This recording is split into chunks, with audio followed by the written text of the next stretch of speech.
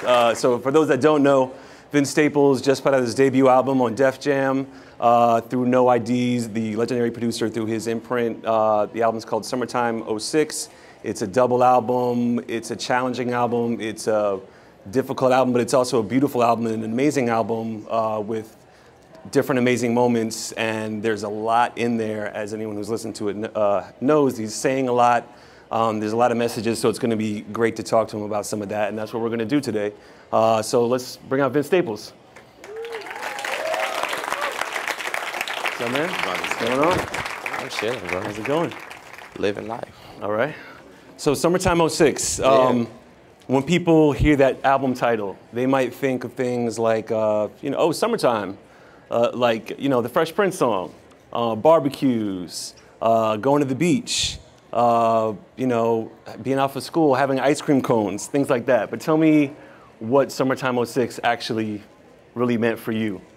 Nobody my age is thinking about a Fresh Prince song at all. My age though. You old though, yeah. it was different.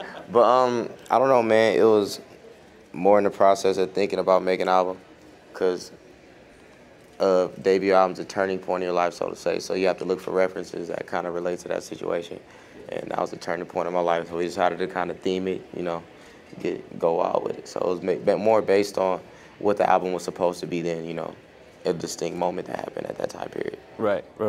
But tell me about what summertime was like in Long Beach, where you're from. It was cool, man. I had fun, It's just not the best place to be at times, but that's everywhere, Anything can happen anywhere, but it was more about the mood and like the mind state that we were in at that kind of point in time. Right. That was kind of the main focus of it, because that was a kind of important insight on, why I do the things I do and things like that. Right. Because the album, you mentioned that it was fun, but at the same time, the sound of the album, it's not like necessarily a fun, feel-good album. Like that doesn't mean it's not entertaining and enjoyable, but it's not like it's not like Fresh Prince Summertime is it's not like that song. That's not the vision of it. So tell me about why is it so dark like that? What were some of the things that happened to you at that time? It's not even about this time. Like, we live in America, bro. Like, it's not the brightest place. We pretend it is. It's all nice and stuff while we go to other people's countries and kill them and stuff like that. But yeah. Life's not that bright of a situation. We mask a lot of the things that go on. I try not to do that with certain things, but it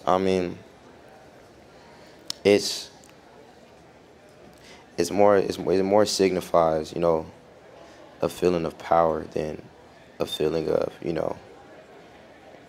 sadness in a sense, because if you look at where we come from, yeah. We control things through power and fear. It's the power of fear. That's kind of what the whole album is about. Like, at that point in time, I understood the power that you get from having somebody be afraid of you. Right. And that's why that album sounds like that. Right. And there's no, there's not really, I think if anything that can kind of sum that up in some ways is the video for Senorita. Have you guys seen the video for Senorita? I assume you all have. And, in the video, there's a group of people walking around and they are sort of dying randomly.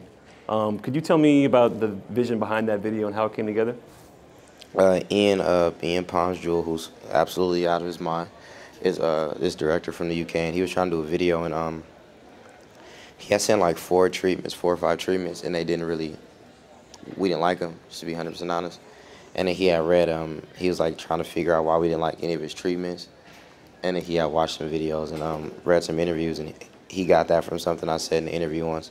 I think it was with Pitchfork or something like that, basically stating that, like, when it comes to entertainment or just in general, the way people look at urban structures and things like that, that is all like in the sense of entertainment. Like, it's like the zoo, because you got the birds at the zoo, you got like the sheep and all the nice pleasant stuff. But when you go to the zoo and you're a kid, you want to see like the lions and the bears and things that can actually hurt you. And it's all fine until one of those animals escapes and hurts somebody. But you look at like a Gucci Man who you listen to his music all day and it's about all this negativity, and he goes to jail, but he's wrong for it, when in the sense that's what you liked him for. Same thing with like the dude from the Migos that just went to jail, and everybody who gets in, like with all this drug addiction and things like that. We take advantage of where people come from in their situations, and kind of their story in a sense that in a way that we shouldn't, because it doesn't affect us. As soon as it affects us, and us being, you know, the people that don't have to worry about those things, because I don't really have to worry about them anymore, so I include myself in that. People that don't have to deal with that reality, it doesn't go outside of the TV screen, or, you know, YouTube or World Star or whatever you might view things like that. Yeah, right. And at the end of the video, I mean, for everyone who has seen it knows, you know, basically after this scene of people dying, you know, at the end it zooms out and it's just like a zoo, and there's like a white family watching all this. So let me ask you, when you think of who's listening to your music, it kind of speaks to music and hip hop and you know, black entertainment, and so who do you think your music's for, and what audience are you reaching? You ever been to these shows? I have. It's like 80% white people. Yeah. No matter whose show it is. YG show, A$AP Rocky show, Tyler Creator show, Migos Right. show, Rick Ross show. It's all white people. Right. I mean, them tickets is expensive, so. Yeah. You know what I'm saying? Tickets, parking, and gas money. Right. Certain people can't afford to go to those shows. Right. Does that make you feel a type of way, or Not really. I mean, it's interesting. Yeah. The way that, I don't, you know, it doesn't bother me. Right. Yeah. And there's not, you know, fitting in with the mood of the album, which, like you said, there were a lot of difficult things that happened at that time. There's not really like, oh, like a party single. There's not some kind of feel-good single or like some celebration or anything like that. It all stays very much in this kind of pretty dark mood. And did you feel any pressure to, you know, from the label or from anyone, or even from yourself, like, oh man, I got to come with like the party single or this kind of song for radio? You know, nobody makes you do that. That's a lot. Nobody has to do that. Yeah. Nobody makes you do that. Right. The dude that you see him in the yellow shirt, that's who says yes and no. Does he look like he says no? Right. They don't. You can He's do it. smiling right now, so yeah, he's probably. You can do it. If you make one of those, they'll make fun of you. Right. I'm being honest. Like, you'll get made fun of in the office. Yeah. They make fun of the people that Right. do stuff that they're not supposed to do. Yeah, Because at the end of the day, like, who cares, man? Like, Right. everybody's not supposed to do the same thing. It's Yeah. already people doing that. I don't have to do that. Right. And do you think that also says something about where hip hop is at right now? Because, you know, J. Cole put his album out with like 2 weeks notice, not really a single beforehand. Kendrick kind of did something similar. They both sold all these albums, you know. It seems like there's, hip hop in some ways is going back to the album, and it's not as much about this big single. And people, at least this year, people are making these like grand statements, because to me your album is like a statement. I mean, honestly, they were going to do that.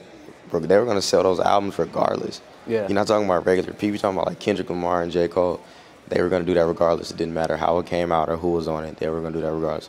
They've already built that fan base, but they're at a higher level to where those things are easy. It's not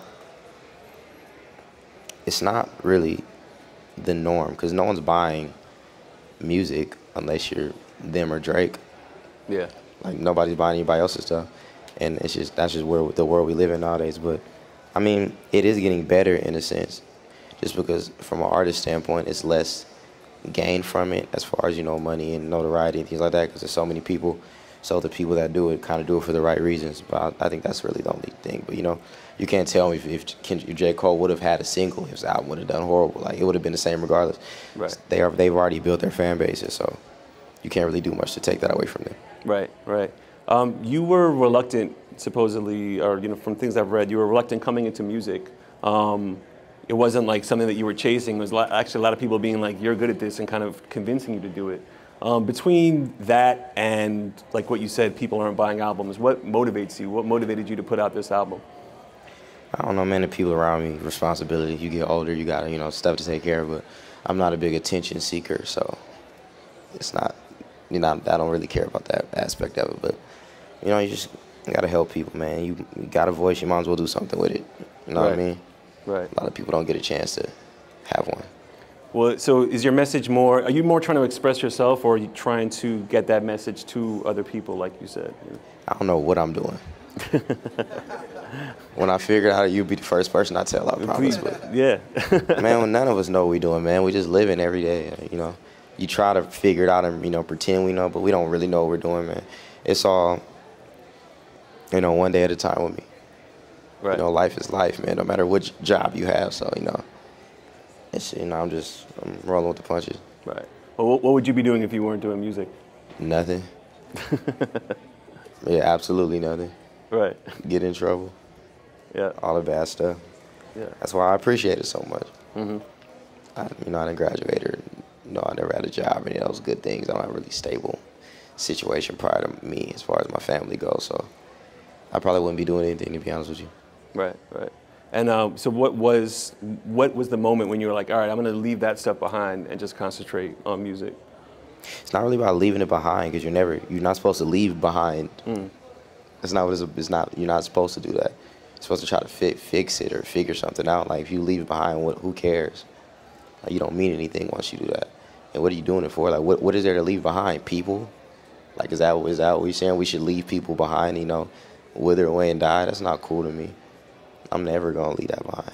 Right. I'll leave behind making bad decisions because it's all based on decisions you make. But why would you ever leave, where you come from and the people that you came from it with for your own benefit? Like you don't.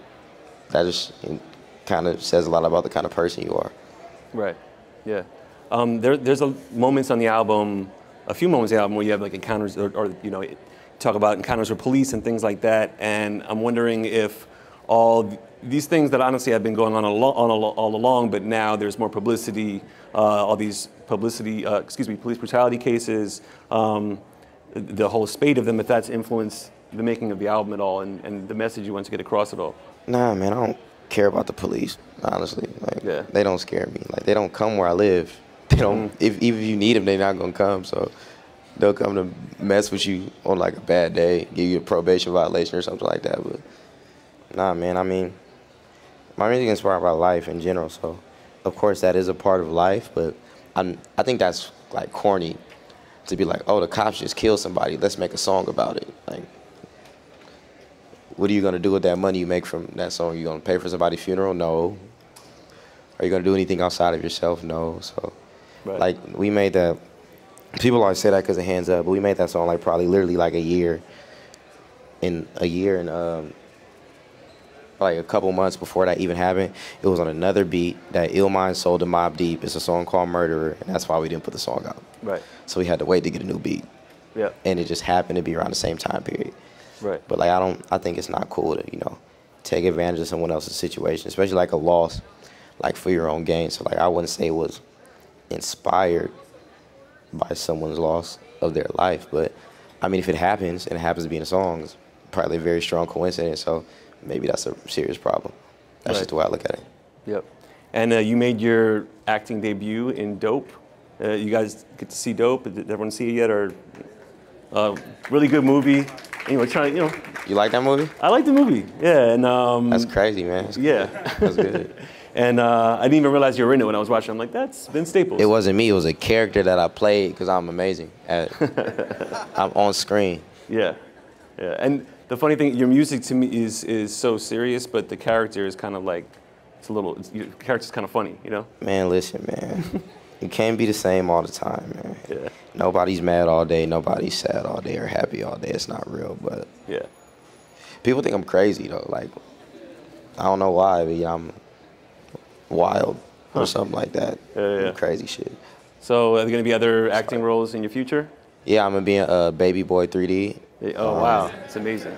And some other stuff, man. Yeah. Stay tuned. Wait, Taraji, is Taraji gonna be in that one? Nah, she's on that one show that's. Never mind. Yeah, she on that one show. Yeah.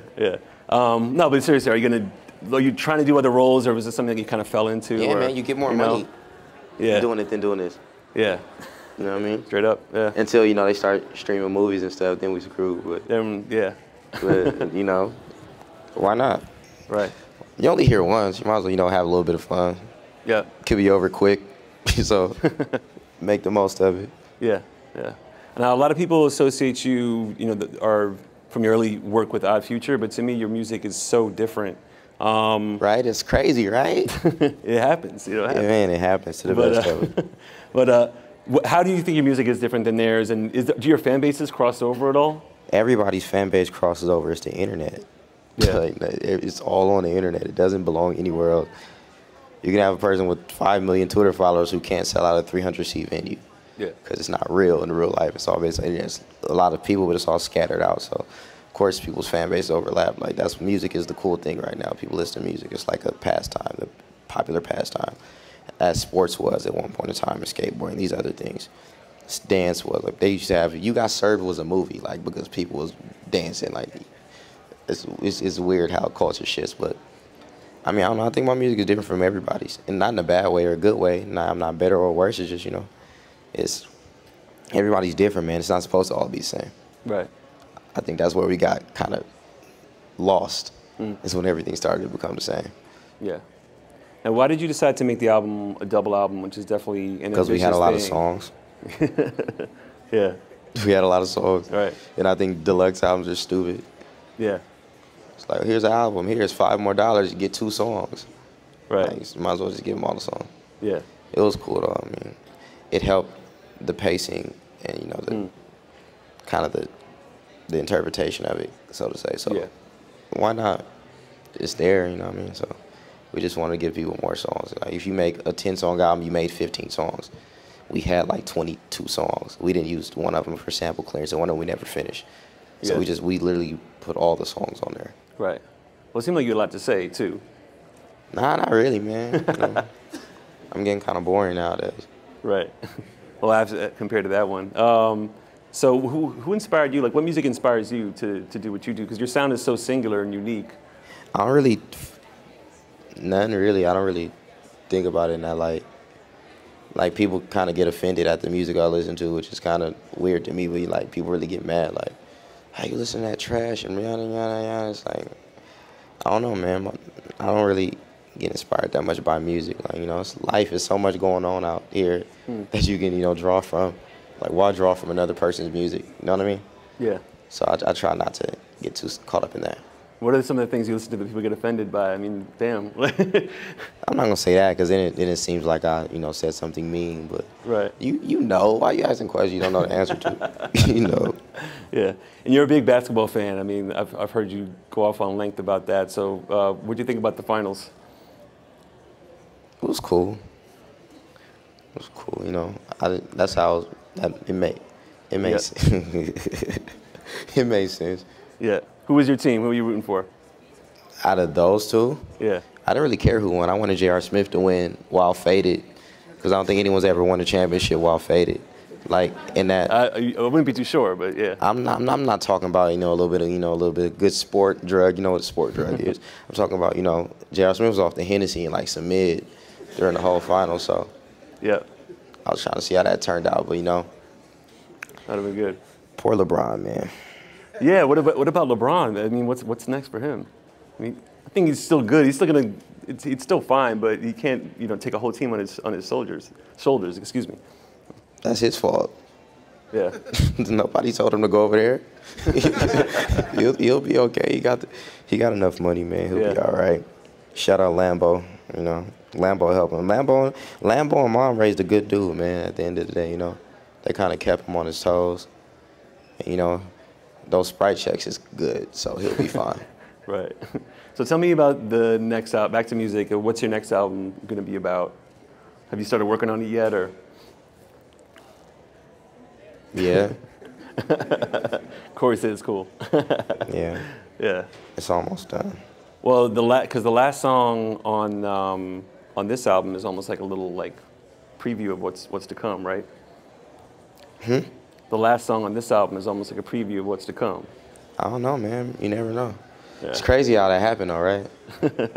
Things happen crazy nowadays, Maybe you just have bad Wi-Fi. Because it does just cut off like that, Yeah. Got a bad download. Yeah. And all right, we're gonna get into some audience Q&A. I've been a big fan of you since Hell Can Wait. I downloaded it a couple months ago. That's a good place to start. Don't go back. I'm good with that. And, I've obviously seen some interviews, with you and Earl, obviously, starting early with Odd Future. But what are the chances of you possibly doing a collaboration album, even with Earl? Or I promise you it's like a 98% chance that will never happen. All right. With anybody. Nobody? Nah, man. I'll be by myself, bro. I'm cool with that. But I feel you, though. I feel where you coming from. Appreciate you. But that, I don't know, man. Probably not. Unless the check is crazy. Hey, I just have a question. I've been a fan since when I heard you on Earl's thing. Like, yeah. How was it working with like James Fauntleroy, like the songwriter? He's very high. Really? I didn't expect him to be like. Very. Oh.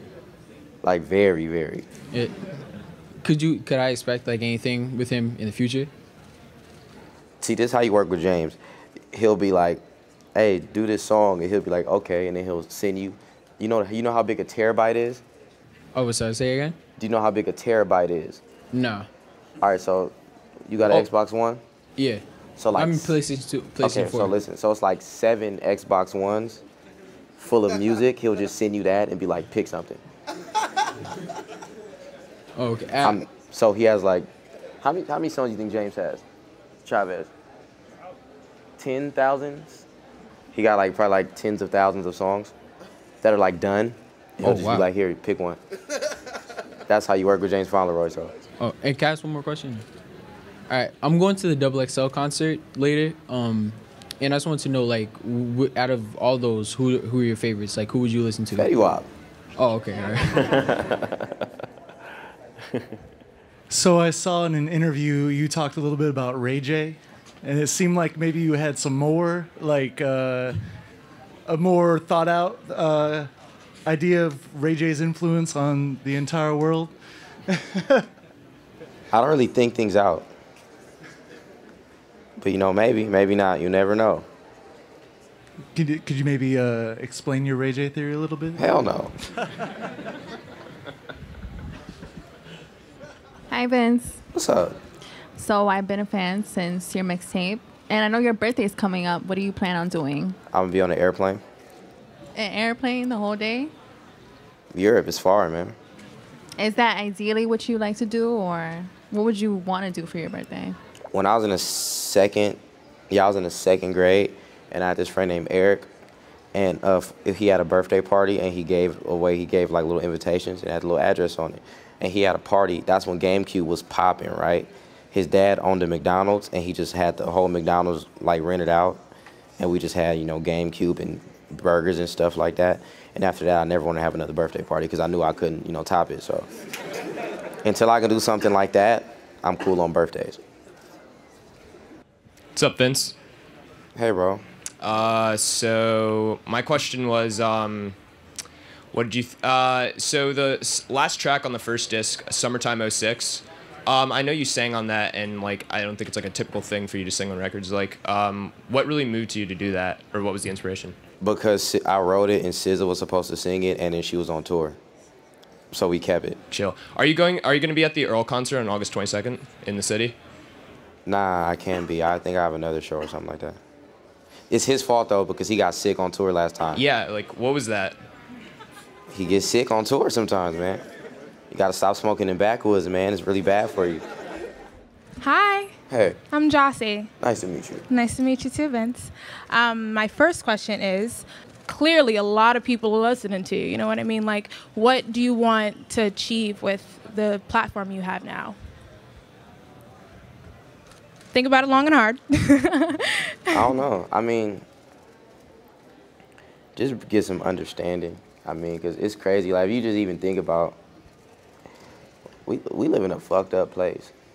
Okay. Like, it's wild out here, man. Like, it's so much separation. So what's one thing you'd want to change then with your voice? I personally don't like most of it, so a lot of things need to be changed. But, I mean, it's too many misconceptions amongst people. Like, everything that we think about people, whether it's consciously or subconsciously, is based off something we've seen that has nothing to do with it. Like no one takes out the time to ask anyone who they are anymore, or what they believe in, or what do they think. It's all based on what we see. Like whether it's from the fucking internet. Like it's funny. Like how people argue in my Instagram comments all the time, right? Right. And then people always say crazy shit like, "Oh, you live over here. You're trash. Look at your Abby, look at this, look at that." Like, why do these things matter? All the wrong things matter in this world we live in. It's about money and how cool you are. And somebody who's not cool at all prints the money in an office and they give it to us and make us pretend it means something, and then we throw everything else out the window. Right. So, I mean, I don't know, man.